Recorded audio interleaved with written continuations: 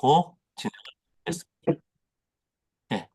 이 부분에서 어떻게 보면은 이 본문은 서곡으로서 요한복음 전체의 내용을 관통한 핵심을 미리 보여주는 것이다. 그 핵심은 예수님이 곧 하나님으로 진리의 근원이시다. 이 부분들을 좀 이야기를 하고 있습니다. 그래서 어떻게 보면은 이 참 빛으로서의 그 사람들이 이것을 인정하지 못하고 적대하는 순간에서도 이 예수님만이 참 빛으로서 모든 것을 기능할 수 있고, 그리고 세례 요한 역시도 그런 측면에서 보면 일종의 그 신약을 연 사람이긴 하지만 실제로는 그분 자체가 아닌 그림자에 불과하고, 그리고 그런 면에서 율법 역시도 그분의 그림자에 불과하다. 그럼으로써 예수님 자체에 집중하는 거예요.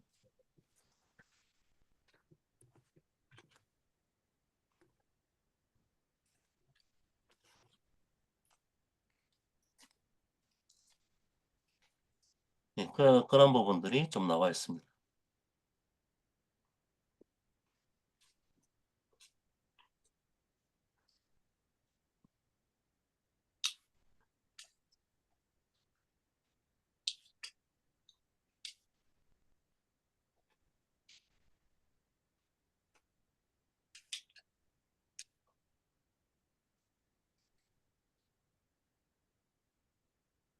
좀 내용이 좀 많긴 많았지만 혹시나 생각나는 부분이 있으면 이야기를 같이 나눠보면 좋을 것 같습니다.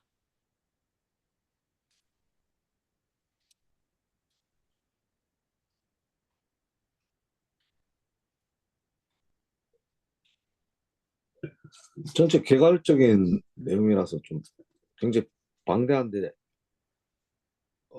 한꺼번에 진행하기가 그런가. 음, 예, 한 구절 한 구절 봐도 이야기할 게 많은 것 같은데, 막 너무 방대해서 어느 것부터 이야기해야 될지 한 번 읽어는 모르겠네요, 보니까 진짜. 음. 예, 좀 많은 내용이 들어가 있기는 하죠. 예, 예. 오늘은 대충 이런 내용들을 알겠고, 다음 이제 이게 서곡이니까 여기에 대한 내용들을 이제 점점 또 풀어낸다는 말씀이죠. 예, 뒤에서는. 예, 전체 개괄은 못 하겠습니다. 너무 많은 이야기들이 나와갖고. 예. 빛과 어둠이라 너무, 하는 그 부분에서도 예. 어둠은 원래 없었는데 어둠이 원래 있었는가요? 어둠과 빛은 우리가 양분해서 있었는 거 원래 있는 자체에 그냥 빛이 생겨나는 건가요? 그러면 빛이 있으라 했고 빛이 있었지만 그건 세상을 어둠을 다 감출 수는 없고 예수님 말씀이 하나님의 말씀이 빛인데도 불구하고 다 어둠은 물러나게 못하고 이런 내용들이 있던데 음, 예. 예, 그 자체가 하여튼 철학적인 내용들인 것 같아갖고 아마 상당히 어렵네요. 그, 그 부분이었던 것 같은데 제 기억을 좀 반추해 보면은 그거 하나님이 빛이 있으라고 하니까 빛이 생겼고 그런 부분들을 이야기하면서 만약에 어둠이 빛과 함께 창조되었다 이러면은 하나님이 어둠을 창조한 게 돼버리니까 좀 이상한 논리가 되죠. 그래서 하나님과 어둠은 속성을 공유할 수 없는 영역이라는 그 측면에서 이야기가 좀 나오고 있는데, 그래서 그런 하나님의 빛이라는 것들이 있어야지 우리가 있었던 것이 하나님에 속한 것이 아니라 어둠이었구나라는 것을 확인된다는 의미에서 빛이 있어야 어둠이 무엇인지가 확인된다라는 것들이 그런 측면에서 이야기를 되고, 그리고 하나님이 그 어둠을 창조하신 것이 아니라 속성이 전혀 다른 것이다라는 그런 부분들을 이야기를 하고 있는 것 같고, 또한 그 어둠이 아무리 빛이 오더라도 어떻게 보면은 그 빛과 적대하는 세력으로 계속 남아있다라는 의미에서 실제로 그래서 어떻게 보면은 그거 요한복음 뒤에 나오는 가룟 유다가 어둠을 향해서 예수를 팔러 나갈 때 나가는 장면이라는데, 그래서 여하반 끝까지 어떻게 보면 어둠은 이 빛에 적대하는 세력으로 계속 존재하지만 이길 수 있는 거는 그러니까 빛이 오면 어둠이 사라진다는 의미에서 궁극적 승리는 빛에 있다라는 부분들. 이거를 강조한 맥락에서 좀 설명된 것 같습니다. 네, 이 서곡, 하나의 이제 전체 이야기의 그 앞부분에 있는 노래 같이, 시처럼 된 이제 서곡인데, 그 복음서 기자들은 다 예수님이 누구신가 이야기를 해야 된다는 거죠. 근데 뭐 이렇게 어디부터 이야기를 꺼내야 될지 막막한데, 마가복음 같은 경우에는 뭐 세례 요한의 활동에서부터, 마태복음은 아브라함부터, 이 누가복음은 심지어 뭐 아담부터 이렇게 하는데, 요한복음은 더 심지어 영원 가운데 계신 이 하나님 이야기부터, 시간도 존재하기 전인 어떤 이제 그런 영원한 말씀에서 이렇게 예수님의 이야기를 끌고 와서 이 말씀이 육신이 되었다. 그래서 이제 말씀이 육신이 되어 우리 가운데 거하심에라고 할 때, 거하심에가 이제 헬라어로 에스키노센이라고 하는 단어인데, 이게 이제 쉐키나, 하나님의 임재, 영광, 이런 것을 이야기한다는 거. 옛날에 성전 이야기할 때, 하나님이 이제 나타나신 현상. 하나님이 영원 가운데 있다가 세상도 짓고 이랬는데, 결국에는 이제 역사의 가운데 하나님이 나타났다는 거죠. 강조하는 게 하나님이 하나님을 나타낼 수 있고, 그 나타난 하나님이 바로 예수님이다.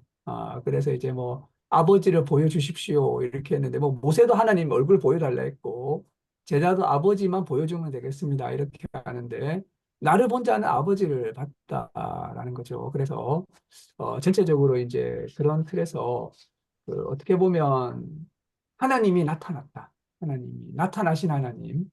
어, 그래서 계시하신 하나님, 자신을 나타내신 하나님, 이러한 이제 차원에서 이 요한복음 서론을 전체적으로 이야기하고 있지 않은가.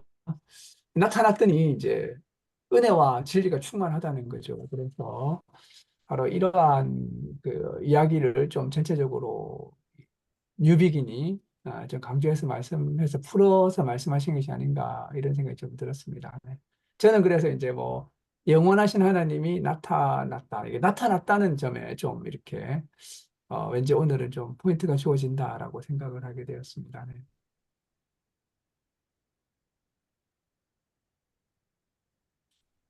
물론 이제 자잘한 이야기들이 많아가지고 세세하게 또 빠지고 들어가게 되면 매우 논의할 것이 많지 않은가 이런 생각이 듭니다. 네.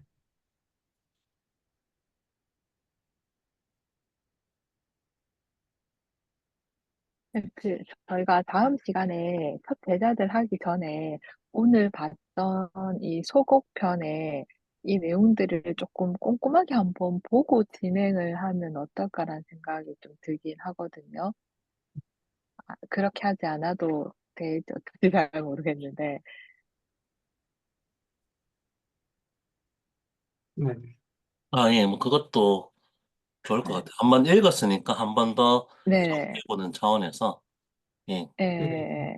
그래서 저도 오늘 본 것 중에서 빛에 관련된 이야기만 조금 이렇게 남고, 뒤에 내용들이 이렇게 좀 많이 좀, 뭐 중요한 내용인 것 같기는 하고, 생각해 봐야 될 것 같은데, 근데 전체적으로 다 들어오지는 않아서, 제가 오늘 읽었던 부분들, 오늘 전체적인 내용을 봤으니까, 다음 시간에는 오늘 봤던 걸 조금 더 꼼꼼하게 요 부분에 대해서 얘기를 좀 하면, 글이 좀 더 입체적으로 들어올 것 같아서 좀 요청드립니다. 네. 예, 그러면 그렇게 하면 좋을 것 같습니다. 음, 네. 네. 그럼 한 주 동안 다시 읽어보고 예, 예. 네. 네, 다음 주에 좀 더 자세하게 또 꼼꼼하게 뭐 진도를 음, 나가는 게 중요한 게 아니고 이제 소화를 하는 게 중요하니까 네네. 예. 네네 그래서 뭐 이야기를 나누면서 이렇게 지나가도 좋을 것 같다 생각이 됩니다. 아까 뭐 어둠의 문제 같은 빛과 어둠의 이런 이원적인 문제도 사실은 많이 우리가 생각해 볼 만한 부분이죠. 네, 음, 그런 것 같습니다. 네, 그러면은 그렇게 하고, 일단은 한 번 더 생각을 해보는 것으로 또 우리가 이 내용 자체가 좀 더 방대해서 더 이야기를 하는 부분들은 조금 더 혼란만 가지고 할 수도 있겠다는 생각이 좀 듭니다. 네, 그래서 야, 어쩌다 보니까 우리가 이 읽는 내용이 너무 많아서 좀 이야기가 좀 진전된 부분들이 없다 보니까 쉬는 시간 조금 제 역설적으로 좀 길어질 수 있었던 것 같은데요. 11시까지 잠깐 쉬었다가 그러면은 11시에 다시 예배로 진행을 하도록 하겠습니다. 네, 잠시만요. 아, 그러면은